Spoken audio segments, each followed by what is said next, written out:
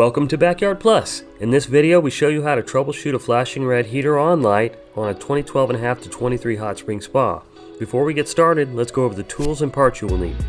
Tools you will need: multimeter with a fresh battery. Parts you will need: 76836 Eagle box.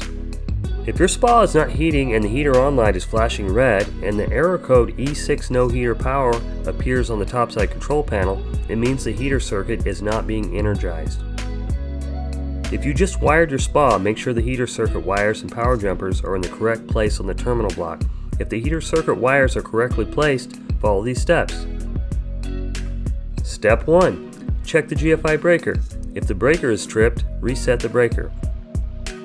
Step 2. If the GFI breaker is not tripped, check the incoming voltage on the heater circuit. If you have no voltage coming into the spa on the heater circuit, it means you have a bad GFI breaker.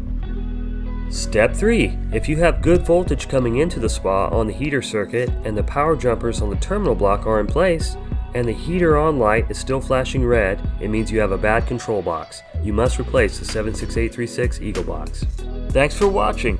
Our goal here at Backyard Plus is to save you money by avoiding costly service calls for repairs that you could easily do by yourself.